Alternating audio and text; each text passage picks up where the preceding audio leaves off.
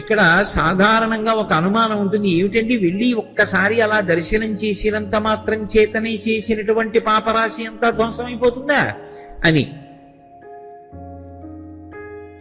అందుకే శంకరాచార్యుల వారి శివానందలహరి చేస్తూ కారుణ్యామృతవర్షిణం ఘన విపద్గ్రీష్మచ్చిదా కర్మఠం విద్యాసస్య ఫలోదయాయ అని ఆయన గురించి చెప్తూ కారుణ్యామృతవర్షిణం అంటారు. ఆయన కన్నులోంచి కారుణ్యము వర్షిస్తుంది. ఒరే నన్ను ఎవడు పిలుస్తాడా రక్షించాలని చూస్తుంటాడు. శివుని శిరమున కాశిని నీళ్లు చల్లి పత్తిరిసుమంత నెవ్వాడు పారవయిచు కామధేనువు వానింటి గాడి పశువు అల్ల సురశాఖ వానింటి బల్లె చిట్టు. అంతటి సులభుడు, పిలిస్తే చాలు పలుకుతాడు. అంతటి దయ కలిగినటువంటి వాడు, అంతటి భక్తవశంకరుడు కనుక ఆయన త్యాగరాజు అయ్యాడు.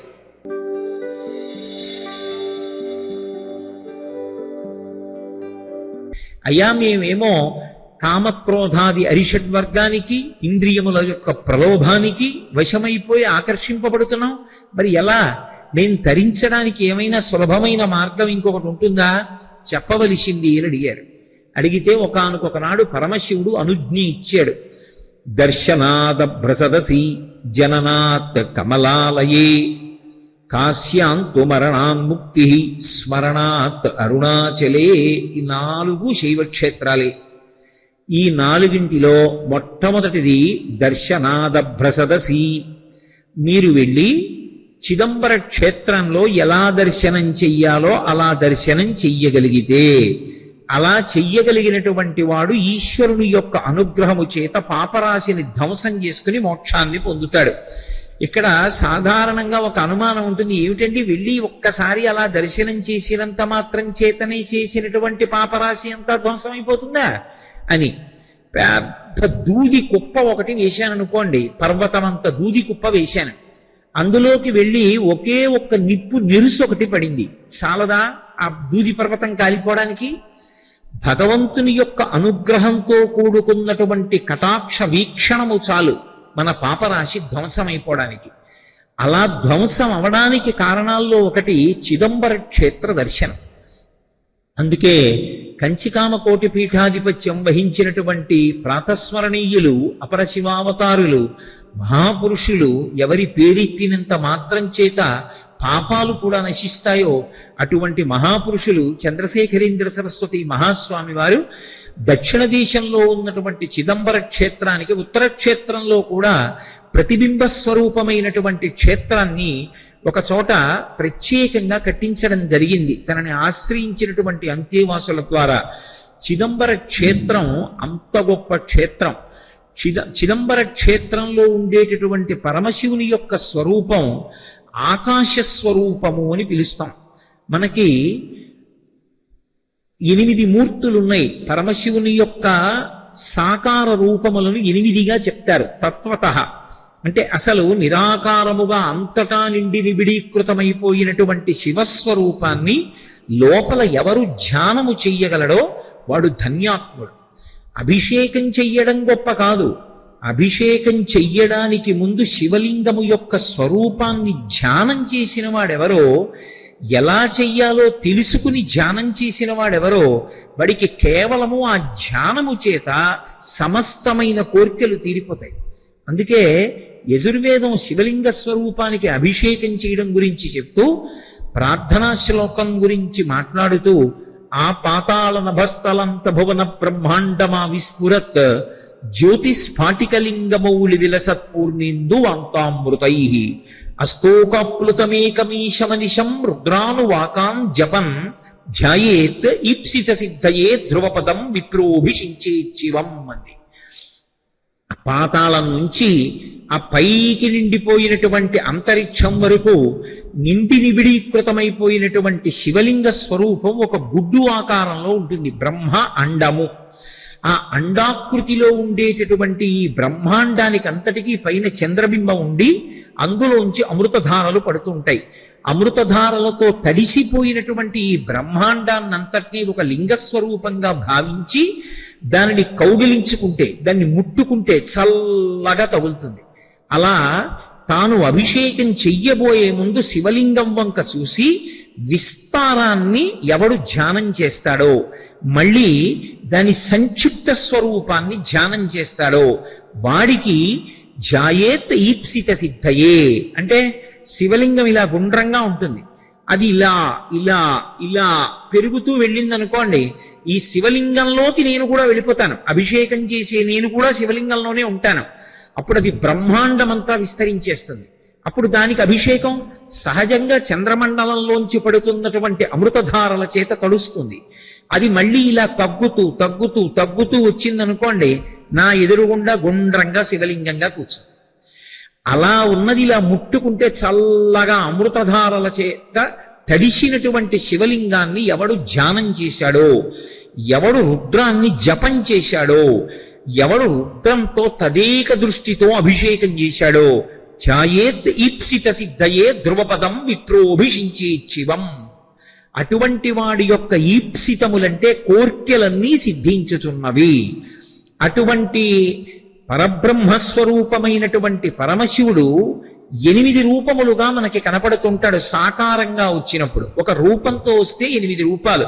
అదే శంకరాచార్యుల వారు దక్షిణామూర్తి స్తోత్రం చేస్తూ భోరంభంశనలో నిలోంబర మహార్నాథో హిమాంసు పుమాం ఇత్యాభాతి చరాచరాత్మక విదం యస్యైవ మూర్త్యస్తకం నాణ్యత్కించన విద్యతే విమృశతాం యస్మాత్ పరస్మాత్ విభో తస్మై శ్రీ గురుమూర్తయే నమయిదం శ్రీ దక్షిణామూర్తయే అంటారు. పంచభూతములు, సూర్యచంద్రులు, జీవుడు, ఈ 8 పరమశివుని యొక్క స్వరూపాలు, అష్టమూర్తి స్వరూపం అంటారు. అందుకే కాంచీపురంలో పృథివీలింగం, ఈ పృథివీ అంతా కూడా శివస్వరూపమే. అందుకే మట్టిని నిష్కారణంగా తన్నడం, కొట్టడం కూడా మహాపాపమే. అందుకే మృత్తికాహరణే పాపం అని మృత్తికా సూక్తంలో, పృథివీ సూక్తంలో మట్టిని నేను ఎప్పుడైనా నిష్కారణంగా కొట్టిన పాపము ఉపశమించుగాక అని శుభకార్యం చేస్తే అంకురారోపణం చేసే ముందు మృత్తిక మీద మంత్రం చెప్పి అప్పుడు పాలు పోసి అందులో నవధాన్యాలు వేసి అందులోంచి అంకురములు పైకొచ్చేటట్టుగా చేస్తారు. కాబట్టి ఈ పృథివీ అంతా కూడా శివస్వరూపమే. దానికి ప్రాతినిధి కాంచీపురంలో ఉన్నటువంటి పృథివీలింగం. నీరంతా కూడా శివస్వరూపమే. నీరు లేకపోతే జీవితం ఎక్కడుంది? సంజీవనం సమస్తస్య జగత సలిలాత్మిక భవ ఇత్యుచ్యతే తిర్భవస్య పరమాత్మనః అంటాడు లింగ పురాణంలో వ్యాస భగవానుడు. భవ అన్న పేరుతో జలములకు అధిష్టాన దేవతగా ఉంటాడు పరమేశ్వరుడు. ఆ నీరు లేకపోతే బ్రతుకు లేదు, ధర్మము లేదు, రెండూ లేవు. నీరు లేకపోతే ఇహము ఉండదు, పరము ఉండదు. నీరు లేదు, స్నానం లేదు. పోలి విభూతి స్నానం చేశావు, సంధ్యావందనం చేయాలి, ఆచమనం దేంతో చేస్తావు? అర్ఘ్యప్రదానం చెయ్యాలి, దేంతో చేస్తావు? నీరు లేకపోతే ధర్మం ఉండదు, నీరు లేకపోతే బ్రతికుండదు, నీరు లేకపోతే బ్రతకడు. వేదంలో ఒక మాట ఉంది, పోతున్న ప్రాణములను వెనక్కి తీసుకురాగలిగినటువంటి శక్తి ఉన్న ఏకైక భూతము నీరొక్కటే. నీటికొక్కదానికే ఈశ్వరుడు ఆ శక్తి పెట్టాడు. అందుకే నీరు శివస్వరూపమై ఉంటుంది. స్పృహ తప్పి పడిపోయాడు అనుకోండి, స్పృహ తప్పి పడిపోయినటువంటి వ్యక్తికి మళ్ళీ స్పృహ రావాలంటే నీళ్లు తీసుకొచ్చి ముఖం మీద చిలకరిస్తారు, కసిని మంచినీళ్లు పడతారు, అంతేగాని అన్నం పెట్టరు. ముందు నీళ్లు తాగి ముఖం మీద నీళ్లు చిలకరిస్తే చాలు, ఉద్గతమై పైకి లేచిన ప్రాణములు మళ్ళీ యథాస్థానములకు నిలబడతాయి. నీటికి అంత శక్తి ఉంది. నీరు పవిత్రం చేస్తుంది ప్రధానాన్ని. ఏ పదార్థాన్నైనా సరే, పూజకి పువ్వులు తెచ్చి అక్కడ పెట్టారనుకోండి, ఏమో అంతకు ముందు ఆ పువ్వు కోసినప్పుడు ఏ గొంగడి పురుగో పాకుతుంటే ఎవరో దాన్ని ఇలా దులిప పువ్వు తెచ్చి ఉండవచ్చు. kasi నీళ్లు చల్లుతాం అమంత్రకం, దానికి ఏం మంత్రం ఉండదు. నీళ్లు చల్లినంత మాత్రం చేత అమృతమస్తు, అమృతో ఉపస్తరణమసి, అవి అమృత సమానములవుతాయి. ఈశ్వరుని యొక్క నివేదనకి పూజకి అర్హములవుతాయి. అందుకే పూజయందు అమంత్రకంగా చేసేటటువంటి ఉపచారం పదార్థముల మీద నీటిని చల్లడం.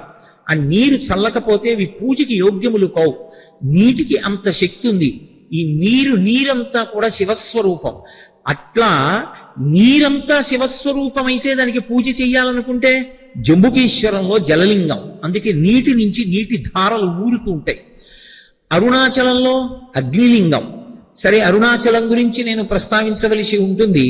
అగ్నిహోత్రమే అరుణాచలంలో ఉన్నటువంటి లింగస్వరూపమైంది. అందుకని అక్కడ ఉన్న శివలింగాన్ని ఆరాధన చేస్తే అగ్నిని ఆరాధన చేసినట్లు. కాబట్టి అరుణాచలంలో అగ్నిలింగం. ఇక శ్రీకాళహస్తిలో వాయులింగం. నమస్తే వాయు త్వమేవ ప్రత్యక్షం బ్రహ్మాసి అని. వాయువుకి ఒక లక్షణం ఉంటుంది. వాయువే సుఖము. సుఖము అన్న మాటకి పర్యాయ పదం ఏదంటే వాయువు. వాయువు లేదనుకోండి దుఃఖమే. అసలు వాయువు లేకపోతే ఇక మిగిలినవి ఏవి ఉన్నా కూడా అసలు సంతోషంగా ఉండడు. అందుకే వాల్మీకి మహర్షి శ్రీరామాయణం ఉత్తరకాండలో ఒక మాట అంటారు, వాయు ప్రాణ సుఖం వాయు, వాయు సర్వమిదం జగత్, వాయునాశం పరిత్యక్తం న సుఖం విద్దతి జగత్ అంటారు. వాయు ప్రాణ, వాయువే ప్రాణము. వాయువు లోపలికెళ్ళి పైకొస్తోంది కాబట్టి సంతోషంగా ఉంటాడు. అదే ఎంత ఆస్తి ఉండనివ్వండి, ఊపిరి సరిగ్గా అందట్లేదు అనుకోండి, ఆయాసం వస్తోంది అనుకోండి, ఎగూపిరి, వాడికి ఎంత ఐశ్వర్యం ఉండనివ్వండి, ఎంత బంధుగణం ఉండనివ్వండి, ఎంతమంది పిల్లలు ఉండనివ్వండి, ఎంత చదువుకున్నవాడవనివ్వండి, ఏమిటి సంతోషం ఉంటుంది? ఎగూపిరి వచ్చి చెమటలు పడుతున్న వాడికి దిగూపిరి వచ్చింది, ఏమి సంతోషం ఉంటుంది? గాలి లేదు, ఏమి సుఖంగా ఉంటుంది? ఎన్నిటి మధ్య కూర్చున్నా గాలి ఆటలేదనుకోండి, ఏమిటి సంతోషంగా ఉంటుంది? వీడు ఇంకో అరగంట చెప్తాడని కదా నాకు 2 పెట్టారు. గాలి తగిలితే సుఖంగా ఉంటుంది. వాయు ప్రాణ సుఖం వాయు, వాయు సర్వమిదం జగత్. అసలు వాయువే సమస్త జగత్. వాయువు ఆగిపోయిందనుకోండి ఇక లోకం ఉండదు. ఎందుకు ఉండదు అంటే మనం ఉండడం ప్రధానం కాదు, ధర్మం ఉండడం ప్రధానం. ధర్మము లేకుండా మనం ఉన్నా కూడా అది శవస్వరూపమే, అది అశౌచంతో ఉన్నట్లు, దానికి ఏం ఉపయోగం ఉండదు.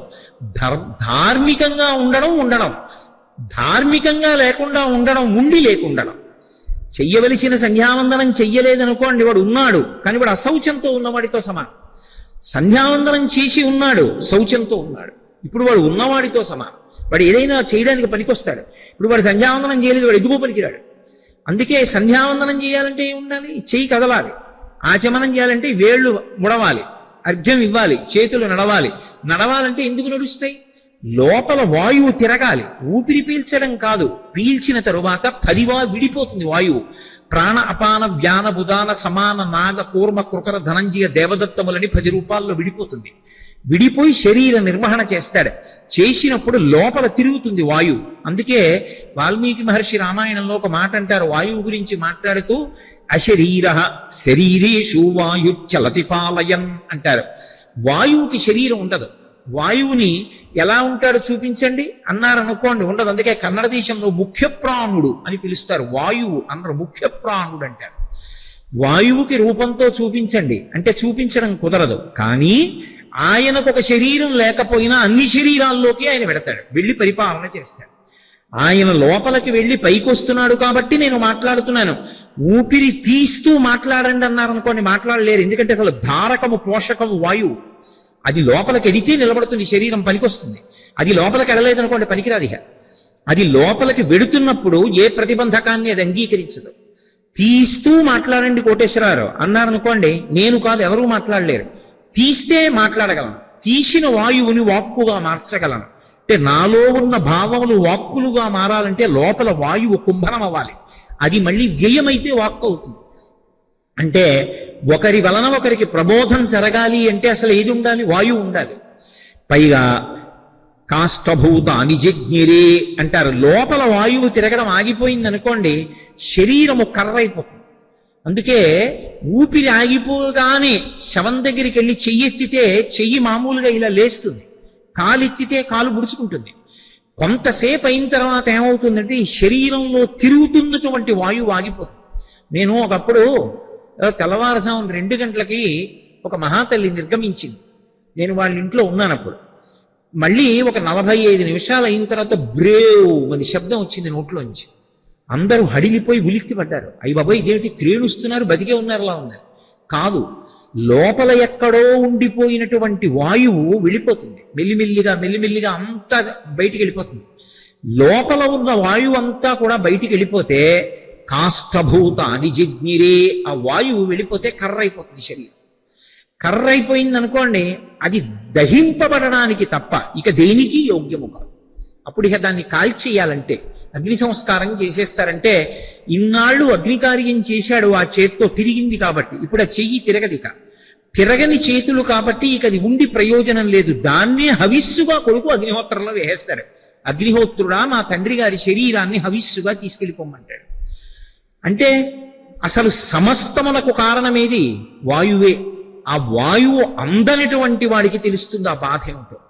ఇంటెన్సివ్ కేర్ యూనిట్లో ఉన్నవాడికి వెంటిలేటర్ పెడితే కొనుక్కు తెచ్చుకున్నటువంటి జీవితం అంటారు. బారోడ్ లైఫ్ మీద ఉన్నారండి ఆయన అంటారు. అంటే ఆయన ఉన్నవాడు కాదు, తెచ్చి ఆక్సిజన్ అందిస్తున్నారు కాబట్టి ఉంది అని అనిపిస్తున్నారు. అది తీసేస్తే వెళ్ళిపోయాడు. కాబట్టి వాయువే సమస్తము. అటువంటి వాయువు పరమశివుడు.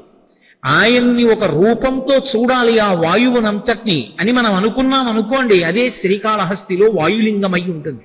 అందుకే గుడి తలుపులన్నీ వేసేసినా కూడా ఎదురుగుండా ఉండేటటువంటి వేలాడుతున్న ప్రమిదలోని ఒక్క దీపం మాత్రం ఎప్పుడూ ఇలా కదులుతుంది, కదలకుండా మాత్రం అది ఉండదు.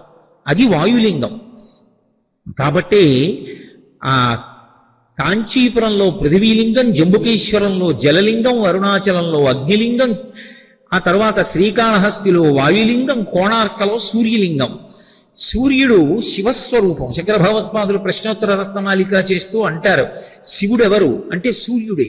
సూర్యుడే శివుడు. అందుకే మంగళప్రదుడు.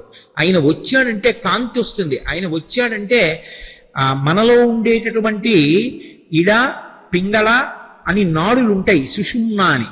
సుషుమ్న నాడి తెల్లవారుజామున ప్రేరకత్వాన్ని పొందుతుంది సూర్యకిరణం పడినప్పుడు. దానికి అదొక ప్రత్యేకమైనటువంటి లక్షణం. ఒక్కొక్క మాసంలో ఒక్కొక్క కిరణం ఒక్కొక్క పేరుతో పిలువబడుతుంది. అందుకే ద్వాదశాదిత్యులయ్యారు. 12 నెలలకి 12 పేర్లతో అధిదేవత అయి ఉంటాడు. ఆ కిరణం వచ్చి పడిందనుకోండి, శరీరంలో ఉన్నటువంటి ఆ మత్తు, ఆ లోపల ఉన్నటువంటి తమోగుణం ఒక్కసారి విరిగిపోతే తుమ్ము వస్తుంది. తుమ్ము రూపంలో శరీరాన్ని పట్టుకున్న జడత్వం వదులుతుంది. అలా వదలగొట్టగలిగినది ఏదంటే సూర్యకిరణం. అందుకే తెల్లవారుజామున చూడండి, సూర్యుని వంకి ఇలా చూస్తే తుమ్ము వస్తుంది. సుషుమ్నా నాడిని ప్రేరేపిస్తాడు ఆయన. శివస్వరూపంగా సూర్యుడు ఆకాశంలో ప్రకాశిస్తూ ఉంటాడు. అందుకే కోణార్కలో ఆ సూర్యుణ్ణి కన్నెత్తి చూడలేం, దగ్గరికి వెళ్ళి ముట్టుకోలేం, ఓ పువ్వు ఆయనకి వెయ్యలేం. ప్రదీపజ్వాలాభిర్దివసకర నీరాజన విధి అంటారు శంకరాచార్యులు వారు సౌందర్యలహరిలో. సూర్య భగవానుడికి హారతిస్తే ఆ హారతి తేజస్సు ఏం కనపడుతుంది? ఈ వెలుగులో ఆయన్ని చూడాలంటే ఆయన వెలుగు కొంత తగ్గితే బాగా కనపడతాడు. అంతేగాని చిన్న హారతిలో ఆయన్ని చూస్తే ఏం కనపడుతుంది? కానీ చూడాలని తాపత్రయం ఉంటే ఆ సూర్యుడే శివలింగ స్వరూపమై కోణార్కలో ఉంటాడు. చంద్రుడు ఓషధులను ప్రేరేపిస్తాడు. ఓషధి అంటే శరీరానికి వచ్చినటువంటి అనారోగ్యాన్ని తగ్గించేది అని మీరు అనుకోకూడదు. వేదంలో ఓషధి అన్న మాట దేనికి అన్వయం అవుతుందంటే, భూమిలో దున్నినప్పుడల్లా విత్తనం పెడితే మళ్ళీ ఒక విత్తనం పెడితే దోసిడు విత్తనాల్ని ఇచ్చి కడుపు నింపుకోవడానికి మళ్ళీ భూమిలో వేయడానికి పనికొచ్చేటటువంటి రూపం ఏదుందో దాన్ని ఓషధులని పిలుస్తారు. బియ్యం, గోధుమలు ఇలాంటివన్నీ ఓషధులు.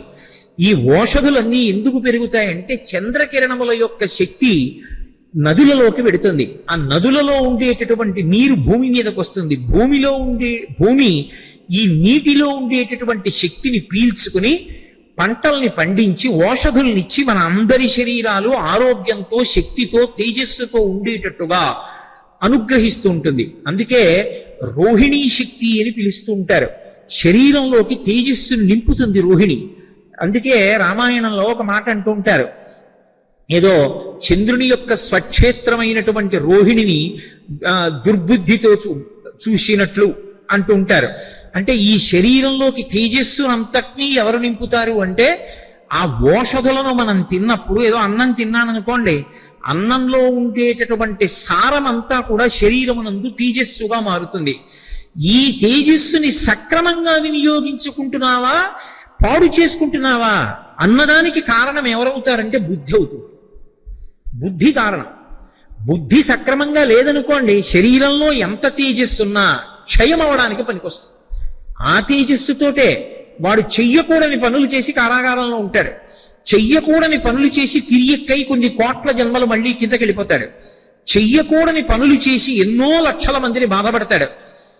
ఆ తేజస్సుతోటే చెయ్యవలసిన పని చేసి తాను తరిస్తాడు, లోకాన్ని తరింపచేస్తాడు.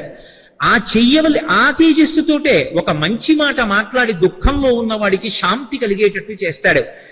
నీకు పరమేశ్వరుడిచ్చినటువంటి ఓషధుల యొక్క శక్తిని మంచికి ఉపయోగించాలా, చెడుకి ఉపయోగించాలా, మంచికి ఉపయోగించి బాగుపడాలా, చెడుకు ఉపయోగించి పాడైపోవాలా అంటే ఈ రెండిటికి మధ్య ఉండేటటువంటిది బుద్ధి. ఆ బుద్ధి ప్రచోదనము మళ్ళీ దేని వల్ల జరుగుతుంది అంటే ఈశ్వరుడి యొక్క కృప వలన మంచి వైపుకు తిరుగుతుంది. అందుకే ధియో యోన ప్రచోదయాత్ అని అడుగుతాం. మా బుద్ధులు ప్రేరేపింపబడుగాక. ఈ బుద్ధిని ప్రేరేపించే వాళ్ళు ఎవరంటే దేవతలు, పరమశివుడు. ఆయన ప్రేరేపిస్తాడు. ప్రేరేపిస్తే పుణ్యశీలి అవుతాడు, మంచి కార్యాలు, వేదం చెప్పినటువంటి పనులు చేస్తాడు. అటువంటి ఓషధులనన్నిటినీ కూడా ప్రకాశింపచేయగలిగినటువంటి చంద్రతత్వము ఘనీభవించి ఒక చోట లింగస్వరూపమైతే అదే సీతాకుండంలో చంద్రలింగం.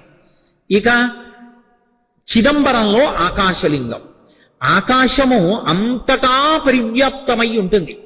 ఆకాశము ముక్కలవడం అనేటటువంటిది ఉండదు. కానీ మనం ఏమంటామంటే ఆకాశం ముక్కలైంది అని ఒక సౌలభ్యం కోసం అంటాం. ఏదో కుండ తీసుకొచ్చి అక్కడ పెట్టాను అనుకోండి, శూన్యం ఉందంటే అనకూడదు. శూన్యము అన్న మాట మనకి లేదు శాస్త్రంలో. ఆ శూన్యము అన్న మాట బౌద్ధులు వాడినందుకే శంకర భగవత్పాదులు వాదిస్తే శూన్యం అన్న మాటకి జవాబు చెప్పలేక బౌద్ధమతం భారతదేశాన్ని విడిచిపెట్టి పారిపోయింది. శంకరాచార్యుల వారు తరిమారు అన్న మాట పరమ అబద్ధం. శంకరులు ఎవరినీ తరిమి కొట్టలేదు. శంకరులు అడిగిన ప్రశ్నకి జవాబు చెప్పలేక వెళ్ళిపోయింది బౌద్ధం ఈ దేశం నుంచి. శూన్య సిద్ధాంతం బౌద్ధులదు కాదు. అంతటా పరివ్యాప్తమైన ఆకాశము పరబ్రహ్మము అన్న సిద్ధాంతము సనాతన ధర్మము. కాష్ అంటే ప్రకాశించడం, ఆ అంటే అంతటా, ఆ అంటే మొట్టమొదటి అక్షరం.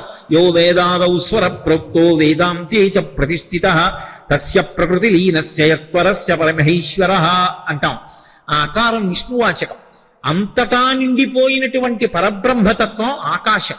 నేను తీసుకొచ్చి ఒక కుండ అక్కడ పెట్టాను అనుకోండి, ఇప్పుడు ఘటాకాశం, అందులో ఆకాశం ఉంది. అంటే ఆకాశం ముక్కయిందా కుండలో? అవలేదు. ఘటం బద్దలైపోయింది అనుకోండి, కుండ బద్దలైంది. ఇప్పుడు ఘటాకాశం ఏమైంది? మఠాకాశం గదిలో ఉన్న ఆకాశంలో కలిసిపోయింది. ఇప్పుడు మఠాకాశం గదికున్న గోడలు తీసేశాను అనుకోండి, అనంతాకాశం. ఆకాశము అనంతము. అది ఏదో ఒక చోట ఉండడము, ఈ మాంసనేత్రమునకు దొరకడము అనేటటువంటిది ఉండదు. అంతటా నిండిపోయి ఉంటుంది.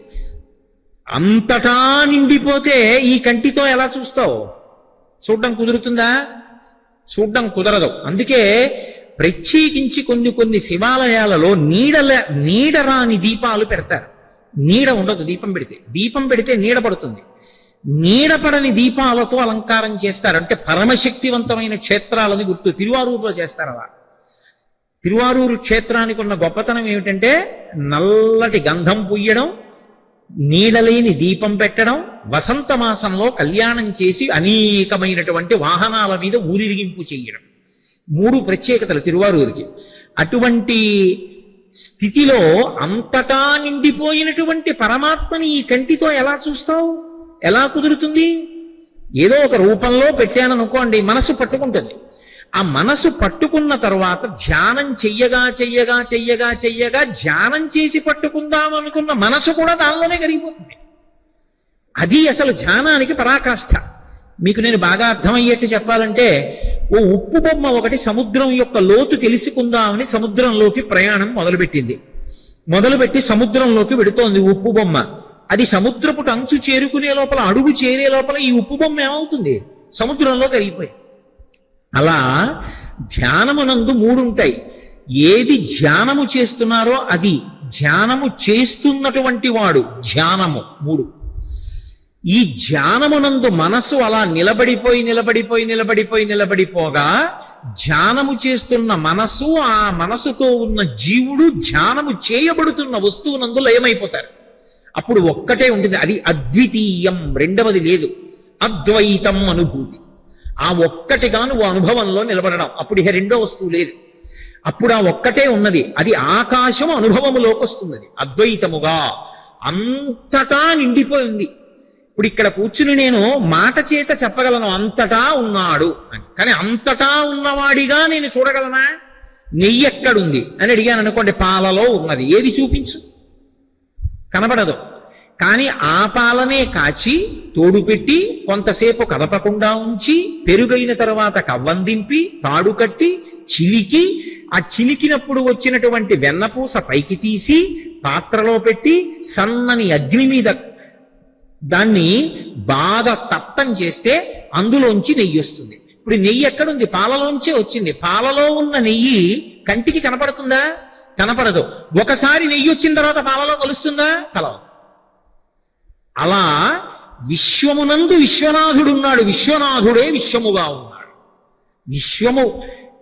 విశ్వనాథుడే కానీ విశ్వముగా కనపడడం మాయ. అందుకే అసలు నిజానికి విష్ణు సహస్రనామ స్తోత్రంలో 1000 నామాలు లేవు, ఒక నామమే విశ్వం, అదొకటే నామం. మిగిలిన 999 నామాలు కావు.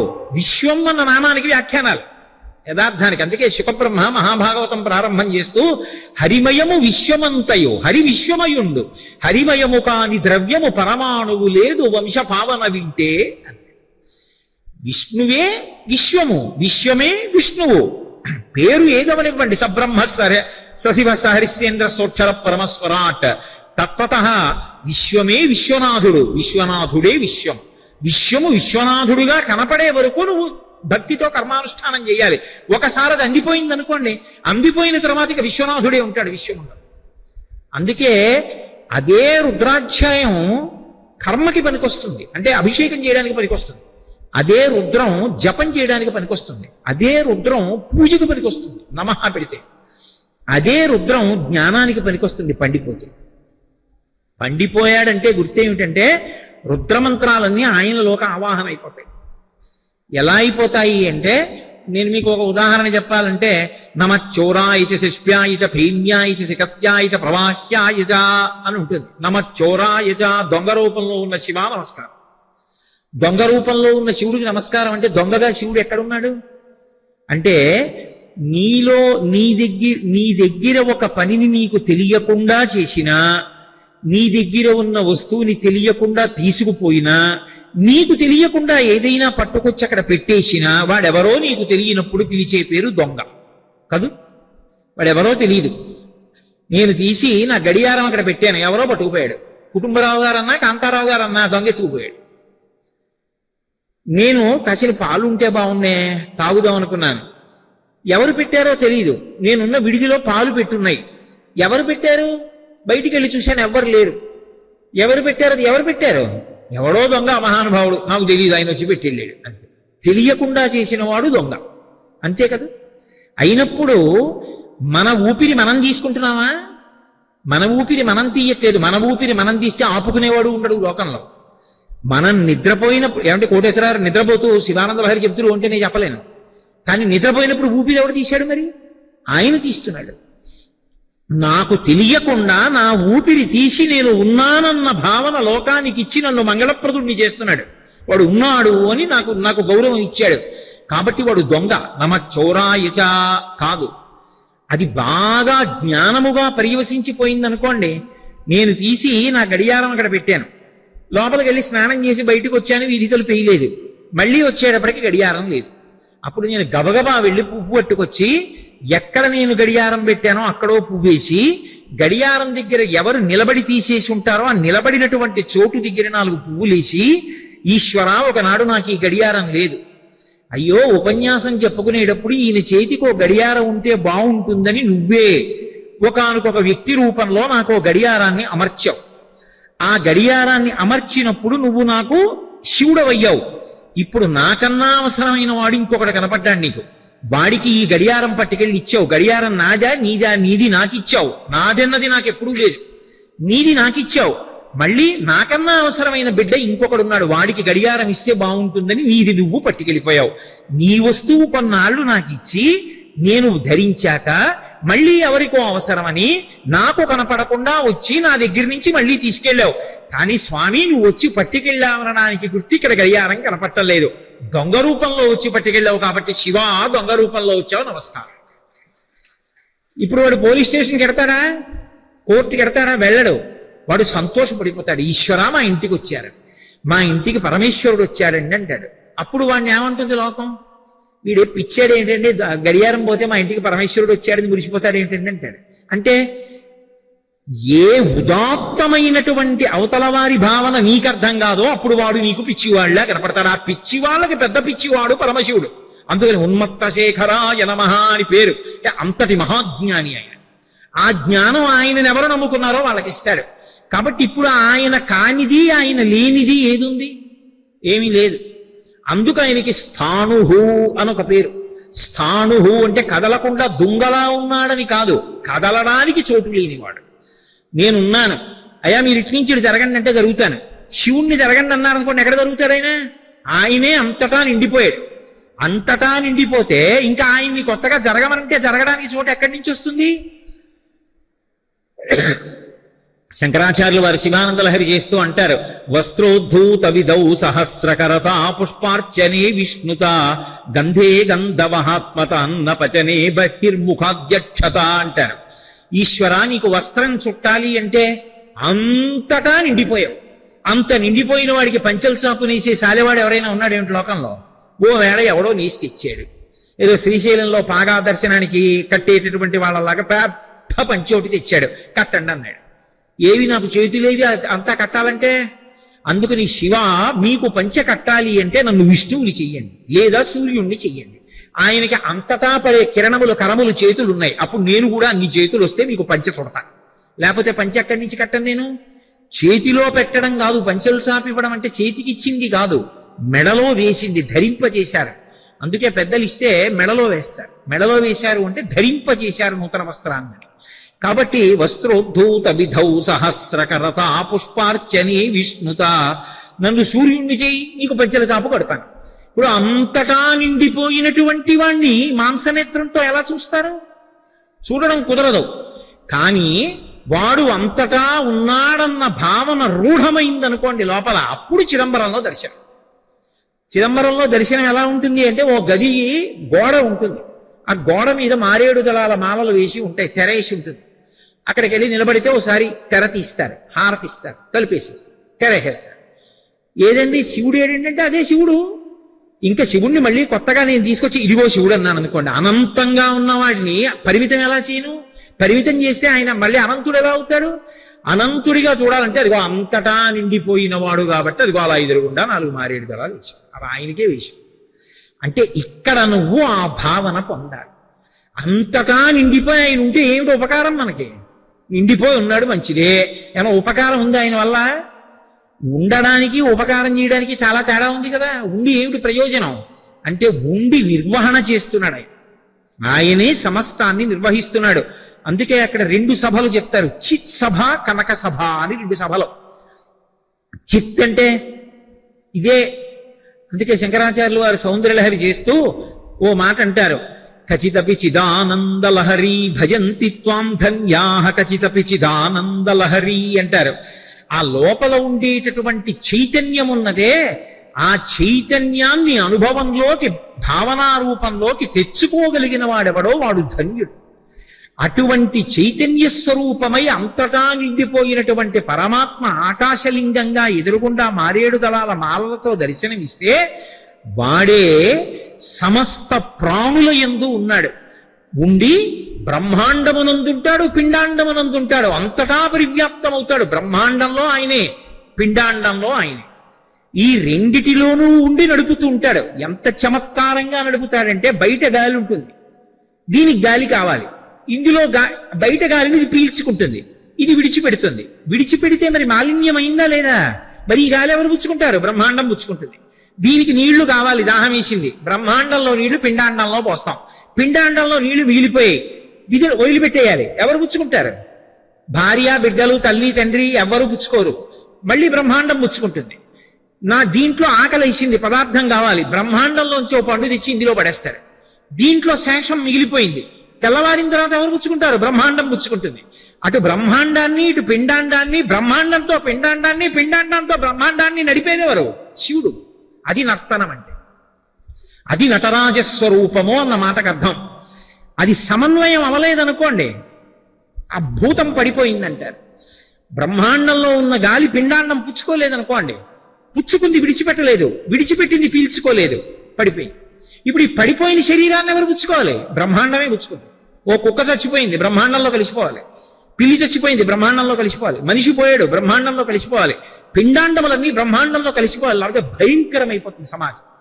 మనం చూడలేము. ఇక ఎక్కడ చూసినా శవాలు అలాగే ఉండిపోయి అనుకోండి, కళేబరాలు ఎలా నడుస్తాం? కాలు తీసి కాలు వేయలేం.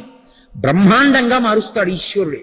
అందుకని బ్రహ్మాండ పిండాండ సమన్వయ శక్తిగా సృష్టికర్త, స్థితికర్త, ప్రళయకర్త అవుతాడు. 3 పేర్లుగా మారుతాడు. ఆ మారణం నటరాజ సభ, అది చిత్ సభ, కనక సభ అంటారు. ఒక మహారాజు ఆ సభకి బంగారు తాపడం చేశాడంటే కనక సభ అయింది. అక్కడే పౌరాణికంగా అయితే అమ్మవారికి అయ్యవారికి పోటీ వచ్చింది. మన ఇద్దరిలో నాట్యంలో ఎవరు గొప్ప? ఎందుకంటే శక్తి కదూ అమ్మవారు. శక్తి అంటే కదిలితేనే ప్రయోజనం, కదలకపోతే శక్తికి ప్రయోజనం ఉండదు.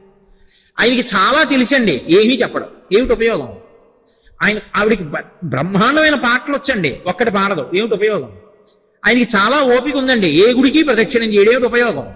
శక్తికి కదలిక లేకపోతే ఉపయోగం లేదు, శివుడు కదిలితే ఉపయోగం లేదు. శివుడు అంటే తనలో తాను రమించడం. కదలికలన్నీ చివరికి ఎక్కడికి వెళ్ళాలి? కదలిక లేని స్థితికి వెళ్ళాలి. పూజ చేసావు, బతికున్ననాళ్ళు పూజే.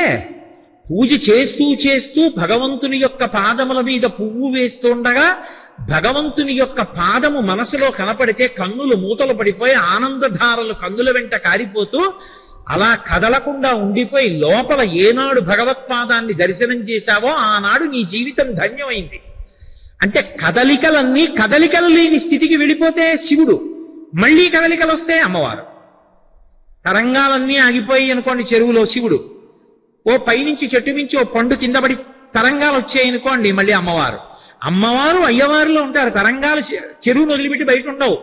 తరంగాలు శివుణ్ణి ఆశ్రయిస్తాయి. శివశక్త్యాయుక్తో యది భవతి శక్తి ప్రభవితుం నచేదేవం దేవో నఖల కుశల స్పందితుమపి అతస్త్వామారాధ్యాం హరిహర విరించాదిభిరపి ప్రణంతుం స్తోతుం వా కథమకృత పుణ్య ప్రభవతి. కారు యొక్క హార్స్ పవర్ వేరుగా ఉంటాయా? ఉండవు, రెండు ఒకటే. నేను నా ఉపన్యాస శక్తి వేరుగా ఉంటామా? ఒకదాన్నొకటి ఆశ్రయిస్తాయి. అలా శివశక్తులు సమాగమ స్వరూపములై ప్రకృతి పురుషులై ఉంటారు. కదలడం ధర్మం, కదలిక లేనితనం శివస్వరూపం. అందుకే చిట్ట చివరి స్థాయిలో కదిలిపోతే వాడు శివుడు కాలేడు. అందుకే అమ్మవారు ఏం చేస్తుంది అంటే శివశక్త్యైక్య రూపిణి లలితాంబిక, ధర్మాన్ని పట్టుకుని కదలగా కదలికల అవసరం లేని శివస్వరూపంగా మార్చేస్తుంది. తెరెట్టేసి మాయా అన్న అవనిక తీసి కలిపేస్తుంది. ఈ నిర్వహణ కొరకు నటరాజు అవుతాడు ఆయన. లేకపోతే ఆయనకి రాజశబ్దం ఎక్కడి నుంచి వచ్చింది? రాజ అన్న శబ్దం ఎక్కడైనా వాడితే అది సాధారణంగా విష్ణువు పట్ల ఉంటుంది తప్ప శివుడి పట్ల ఉండదు రాజశబ్దం.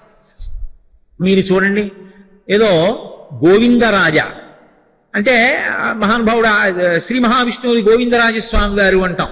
అలాగే ఆయనకి సంబంధించినంత వరకు మనకి దక్షిణ దేశంలో రంగరాజు అని ఆయనకు ఒక పేరు. రంగస్థలం మీద రాజు ఆయన.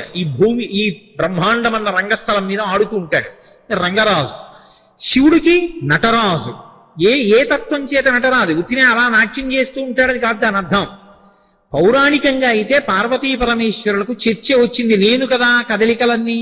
యాదేవీ సర్వభూతేషు లజ్జారూపేణ సంస్థిత, యాదేవీ సర్వభూతేషు క్షుధారూపేణ సంస్థిత, యాదేవీ సర్వభూతేషు శక్తి రూపేణ సంస్థిత. నేను కదా నృత్యం, కదలికలు నావి కదా శక్తి. నువ్వా నేనా? పోటీ వచ్చి ఇద్దరూ నృత్యం చేస్తున్నారు. ఆయన ఏం చేస్తే ఆవిడ వచ్చేసి ఎలా? శ్రీ మహావిష్ణువుని న్యాయ నిర్ణేతగా పెట్టారు. పరమశివుడు ఏం చేశాడంటే చూసి గెలుపెవరిదో నిర్ణయించాలని కుంకుమ పాత్రలో కాలి బొటనవేలు ఉంచి కాలు పైకెత్తి అమ్మవారికి బొట్టు పెట్టాడు. ఆడది సభాముఖంగా చెప్పవలసిన అవసరం లేదు, అలా కాలు పైకెత్తే తత్వం ఉండదు, అలా ఎత్తకూడదు. కాబట్టి అమ్మవారు ఓటమిని అంగీకరించి శివుణ్ణి నృత్యానికి అధిపతిని చేసింది. నటరాజు అయ్యాడు. అంటే యథార్థమునకు మనలో ఉన్నటువంటి సమస్త కదలికలకు అధినాయకుడు ఆయన అయ్యాడు. ఇప్పుడు ఆ నటరాజు 3గా మారిపోతాడు. ఆయనే సృష్టికర్త, ఆయనే స్థితికర్త, ఆయనే ప్రళయకర్త. 3 పేర్ల చేత పిలువబడతాడు. 3 రూపములకు, 3 కాలములకు, 3 మూర్తులకును మూలమగుచు భేదమగుచు తుదిగ భేదమయ్యొప్పారు బ్రహ్మవనగ నీవే పాలనయమా. వెళ్ళిపోయిన కాలం, నడుస్తున్న కాలం, వచ్చే కాలం అని 3 కాలాల పేర్లతో పిలుస్తాం. కానీ యథార్థమునకు ఒకటే కాలస్వరూపం. నిన్న వెళ్ళిపోయిన వాడికి మళ్ళీ భవిష్యత్ కాలం లేదు, కానీ ఉన్నవాడికి ఇంకో భవిష్యత్ కాలం ఉంది. అంటే కాలం నిజంగా ఓడికి ఉండడం ఓడికి పోవడం ఉంటుందా? ఎవడికి వాడాలో ఆ విభాగం చేసుకుని చూసుకుంటున్నాడు అంతే. కానీ యథార్థమునకు ఒకటే అయిన కాలము మూడుగా కనబడినట్టు, ఒకటే అయినటువంటి పరబ్రహ్మము సృష్టికర్త బ్రహ్మగా, స్థితికర్త విష్ణువుగా, ప్రళయకర్త పరమేశ్వరుడిగా మూడుగా కనబడినట్టు ఒక్క పరమశివుడే మూడు మూర్తులు అవుతాడు. సృష్టికి బ్రహ్మగా, స్థితికి విష్ణువుగా, లయకి పరమేశ్వరుడుగా మారుతూ ఉంటాడు. మూడు పేర్లతో ఈ లోకాన్ని నిలబెడుతూ ఉంటాడు. నేను మీకు బాగా అర్థమయ్యేటట్టు చెప్పాలి అంటే, నేను ఏదో ఓ కొబ్బరి కాయ ఒకటి నాకు దొరికింది. ఆ కొబ్బరికాయకు ఉన్నటువంటి పీచు ఇలా పైకి ఉండేటట్టుగా పైకెత్తి దాన్ని కొంచెం కుచ్చు కిందకి చేసి దాన్ని జటాజూటం కింద తిప్పి దానికి సన్నని రుద్రాక్ష మాల ఒకటి తీసుకొచ్చి చుట్టాను. చుట్టి దానికి ఓ చిన్న మారేడు దళం ఒకటి తీసుకొచ్చి ఇలా అంటించాను. ఈయన ఇలా ఉండేట్టుగా పైకి ఓ దళం, ఇటు పక్కలకి 2 దళాలు వచ్చేట్టు. ఇప్పుడు 3 కన్నులతో ఉన్నటువంటి త్రయంబక స్వరూపం కింద పరమశివుడిలా కనపడుతున్నాడు. పైన శిఖ, రుద్రాక్షమాల, మెడలో ఓ చిన్న స్ఫటికమాల వేశాను. ఇప్పుడు అదేమిటి? శివస్వరూపం. ఓ కొబ్బరికాయని శివుడిగా మార్చింది ఎవరు? నేనే. ఇప్పుడు ఏదో కవిరేవ ప్రజాపతి యథాస్మై రోచతే విశ్వం తథైతత్ పరివర్తతే అంటారు.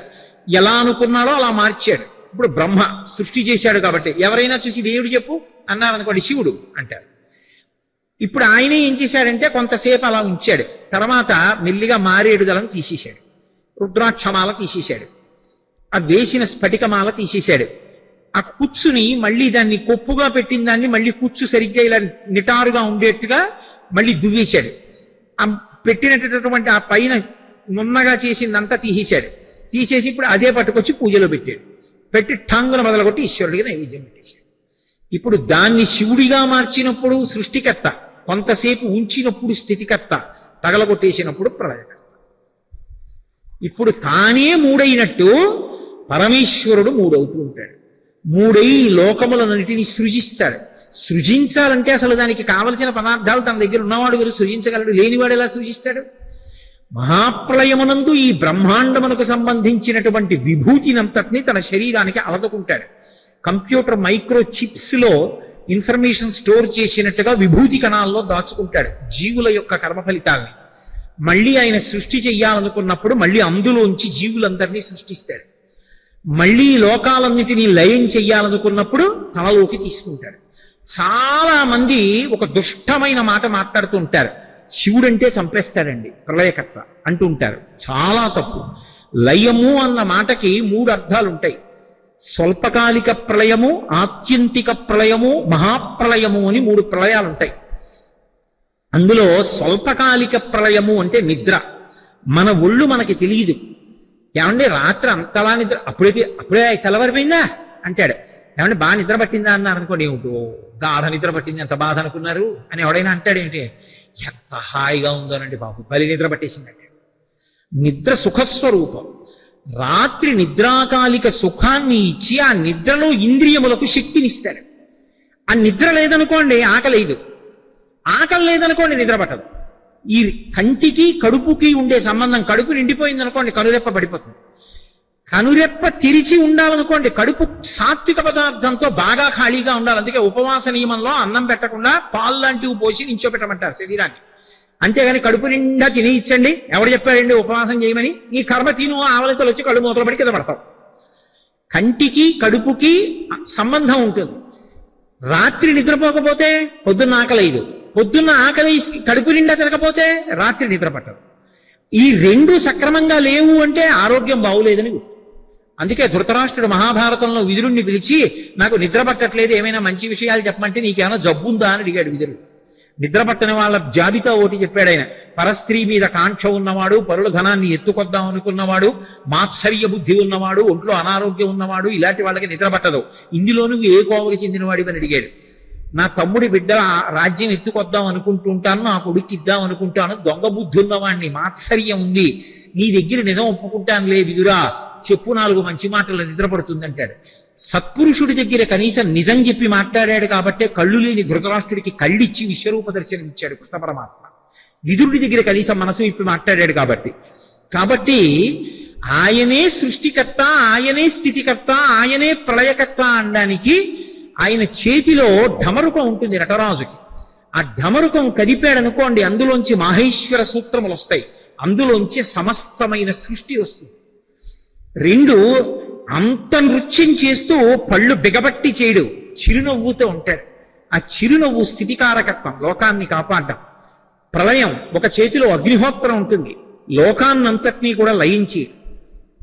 శివుడు చేసే ఉపకారాల్లో మొదటి ఉపకారం స్వల్పకాలిక లయం, నిద్ర పట్టిస్తాడు.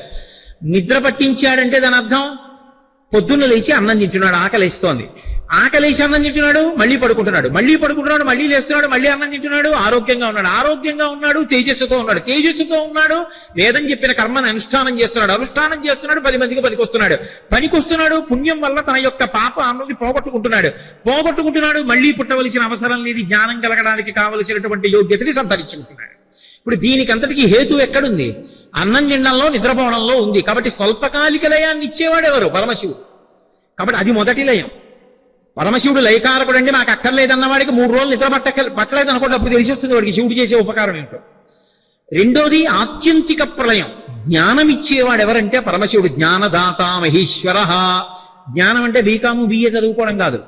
జ్ఞానము అన్న మాటకు అర్థం ఏంటంటే ఏది తెలుసుకున్న తర్వాత ఇంకొకటి తెలుసుకోవలసిన అవసరం లేదో. వేదము అంటే విద్ అన్న ధాతువులోంచి వచ్చింది. ఏది తెలుసుకుంటే ఇంకొకటి తెలుసుకోక్కర్లేదు, ఇక మళ్ళీ పుట్టవలసిన అవసరం ఉండదో, అది జ్ఞానం. ఆ జ్ఞానము పుస్తకముల చేత రాదు, భక్తితో కూడిన కర్మాచరణము చేత ప్రీతి చెందిన భగవంతుని యొక్క అనుగ్రహ వర్ష రూపంలో జ్ఞానం వస్తుంది. ఆ జ్ఞానం ఇవ్వగలిగినటువంటి వాడు పరమేశ్వరుడు. కాబట్టి ఆత్యంతిక ప్రళయం ఆయనే చేస్తాడు. మహాప్రళయం అని సృష్టినంతటినీ లయం చేస్తాడు.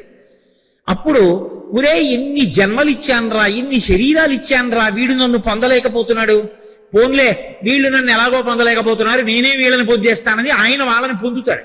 దాన్ని మహాప్రళయం అంటారు. అంటే ఎన్ని మార్కులు పరీక్ష రాసినా 30 మార్కులు 32, 33, 34 వరకు వస్తారు తప్ప వాడు పాస్ అవడం. అప్పుడు ప్రభుత్వం ఏం చేస్తుంది? మోడరేషన్ ఇచ్చి 30 వచ్చినా పాస్ అయిపోయాడు. వాడు పాస్ అయిపోలేదు, ప్రభుత్వం పాస్ చేసేసి. అలా వాడు తరించలేదు, ఈశ్వరుడు తరింప చేసేసాడు. ఎలాగంటే నువ్వు నన్ను పొందలేవు, నేను నిన్ను పొందేస్తాను. అంటే నల్లపూసలు ఎగిరి మైనపు ముద్దని పట్టుకోలేకపోతే మైనపు ముద్ద వచ్చి నల్లపూసల మధ్యలో పడిపోయింది అనుకోండి, అవి అంటుకుపోతాయి. మైనపు ముద్ద నల్లపూసల్ని తనకు అంటించుకున్నట్టు శివుడు లోకాన్ని తన చేత పొందింపచేస్తాడు, తానే పొందుతాడు. అది మహాప్రళయం. ఒరే, ఎన్నాళ్ళు ఇలా పుట్టి చచ్చి ఎన్ని కోట్ల జన్మలు తిరుగుతావు, కొంతసేపు విశ్రాంతి తీసుకో అని కొంత విశ్రాంతి తర్వాత మళ్ళీ పునఃసృష్టి చేస్తాడు. అప్పుడు మళ్ళీ జీవులు బయటికి వస్తాడు. అలా వస్తే ఉపయోగం ఏమిటండి అంటారేమో. అంటే మధ్యలో ఏదో కాసేపు విరామం ఇవ్వడం, బయటికి వెళ్ళి వేరుశనక్కాయలు కొనుక్కోవడానికి, అలాంటి వాటి కోసం విరామం కాదది. జన్మలలో యుగము మారితే ధర్మ లక్షణము మారుతుంది. కృతయుగం ఉందనుకోండి, పూర్తిగా ధర్మం. అప్పుడు వచ్చాడనుకోండి మళ్ళీ జీవుడు ధర్మమునందు అనురక్తి కలిగి తరించిపోతాడు. అందుకని యుగం మారే వరకు జీవుల్ని అట్టెపెట్టి మళ్ళీ సృష్టి చేస్తాడు. ఈ మహోపకారం చేస్తాడు కాబట్టి స్వల్పకాలిక లయము, ఆత్యంతిక ప్రళయము, మహాప్రళయము అని 3 ప్రళయముల చేత లోకాన్ని కాపాడతాడు. కాబట్టి అగ్నిహోత్రాన్ని పట్టుకుంటాడు. ఇప్పుడు బ్రహ్మ రూపంలో, విష్ణు రూపంలో, శివ రూపంలో ఉండేది ఎవరు? ఆయనే ఉంటాడు. అందుకే చిదంబరం వెడితే ఉండేటటువంటి చమత్కారం ఏమిటంటే ముగ్గురిని ఒక్కసారే చూడొచ్చు. ఎలా చూడొచ్చు అంటే, ఒకటి ఉన్నది అంటే ఉండడానికి ముందు ఉండవలసినది ఏదో అది ఉన్నది అనే కదా గుర్తు. ఇప్పుడు ఈ శరీరం ఉన్నది అంటే ఈ శరీరం సృజింపబడడానికి హేతువైన తల్లిదండ్రులు ఉన్నారని కదా గుర్తు. మా అమ్మగారు నాన్నగారు ఒకప్పుడు ఉన్నారు, వారు ఉన్నారు కాబట్టి కదా ఈ శరీరం వచ్చింది, లేకపోతే ఈ శరీరం ఎక్కడి నుంచి వస్తుంది? చిదంబరం క్షేత్రంలో గోవిందరాజస్వామి వారు ఉంటారు. అది విచిత్రం. పెద్ద విష్ణు క్షేత్రం, అందులో మహానుభావుడు దేవాలయంలో ఇలా పడుకుని ఉంటారు గోవిందరాజస్వామి. అంటే ఆయనే కదూ, ఆ పరమశివుడే స్థితికర్త. అందుకే విష్ణు రూపంలో పడుకుని ఉంటాడు. ఆయనే ఆకాశ స్వరూపుడై మారేడు దళాలతో చిదంబరంలో ఆకాశలింగంగా ఉంటాడు. వీళ్ళిద్దరూ ఉన్నారు అంటే నేనున్నానంటే తల్లిదండ్రులు ఉన్నట్టు, వీళ్ళిద్దరు ఉన్నారంటే బ్రహ్మగారు ఉన్నారనే కదా గుర్తు. కాబట్టి బ్రహ్మగారు ఉన్నారు. కాబట్టి ఇప్పుడు 3 మూర్తులు అక్కడే ఉన్నారు. అందుకే అప్పయ్య దీక్షితుడు వారి చిదంబరం క్షేత్రానికి వెడితే గోవిందరాజస్వామి వారి దగ్గర నించుని ఆనంద భాష్పాలు కారుస్తూ స్తోత్రం చేశారు. నాకు మారమణుడు, ఉమారమణుడు ఇక్కడ కనపడుతున్నారన్నారు. మారమణుడు అంటే మా అంటే లక్ష్మి, రమణుడు అంటే ఆమె యొక్క భర్త శ్రీ మహావిష్ణువు, ఉమారమణుడు అంటే ఉమ యొక్క భర్త పరమేశ్వరుడు. ఇద్దరూ నాకు ఇక్కడే దర్శనం అవుతున్నారు ఒకే చోట అని ఆనంద బాష్పధారలతో ఆయన స్తోత్రం చేశారు. కాబట్టి శివకేశవుల మధ్య భేదం పాటించకుండా తత్వత ఉన్న ఒకే ఒక వస్తువుని చూడడానికి యోగ్యమైనటువంటి క్షేత్రము చిదంబర క్షేత్రం. దాన్ని ఆ దృష్టికోణంతో చూడాలి. అవి రెండు వస్తువులు కావు, ఒక వస్తువే రెండుగా కనపడుతుంటాయి. చూడండి, నేనే ఉన్నాను, నా బిడ్డల దగ్గరికి వెళ్ళాను అనుకోండి, నాన్నగారండి అంటారు, మా ఆవిడ ఏమండి అంటుంది. అయ్యో, మీరే భర్త మీరే తండ్రి, ఎలా సాధ్యం అని ముక్కు మీద వేలేసుకుంటారేంటి? భర్త తండ్రి ఏమిటి? ఎన్ని పాత్రలు ఉన్నాయో నాకు. నేను నా కార్యాలయానికి వెడితే ఉద్యోగిని, ఇప్పుడు ఇక్కడ కూర్చుంటే ప్రవచనం చేసేటటువంటి ధర్మానికి కట్టుబడి ఉన్నవాణ్ణి. నేను వీధిలో తిరిగితే పౌరుణ్ణి, నేను మా నాన్నగారి దగ్గర కొడుకుని, మా అక్కగారి దగ్గర తమ్ముణ్ణి, మా చెల్లెలకి అన్నయ్యని, నా బిడ్డలకి తండ్రిని, నా భార్యకి భర్తని. ఇన్ని పాత్రలు నేనొక్కడనే పోషించగలిగింది ఒక్క పరమాత్మ శివకేశవులుగా కనపడితే ఆనందపడిపోవద్దు? దానికి భేదాలతో గుండెలు బాదుకోవలసిన అవసరమే ఉంది. అందుకే ఒకే పరమాత్మ ఈ రెండు కలిపి కూడా దర్శనమిచ్చాడు ఒక్కొక్క చోట. పోతన గారు పరవశించిపోయి పూతనా సంహార ఘట్టంలో విషధర రిపు గమనునికి విషగళ్ళసకునికి విమల విషసయనికి విషభవ భవ జనకునికి విషకుచను విషము కొనుట విషమే తలపన్న అన్నారు. శ్రీకృష్ణ పరమాత్మ పూతనా సంహారం చేయడానికి పూతన యొక్క స్తన్యములలో విషముతో కూడిన పాలు తాగేస్తే విషధర రిపు గమనునికి, విషాన్ని ధరించినవి పావులకి శత్రువు గరుత్మంతుడిని వాహనంగా చేసుకుని తిరిగేటటువంటి వాడికి విషధర రిపు గమనునికి విషగళ సకునికి, కంఠమునందు హాలాహల భక్షణం చేసి కంఠంలో పెట్టుకున్నవాడు పరమశివుడు. ఆ పరమశివుడికి చెలికాడైనటువంటి వాడు శ్రీ మహావిష్ణువు. కాబట్టి వాళ్ళిద్దరు ఒకటే. అసలు తిక్కన గారికి అయితే అలా కూడా కాదు, ఇద్దరూ కలిపి ఒకటే కనబడ్డారంతే. కరుణారసము పొంగి దొరపెడు చాత్పున శశిరేఖ అమృతంబు జాలువార హరినీల పత్రిక సురభి చందనమున్న గతినాభి ధవళ పంకజము మెరయ.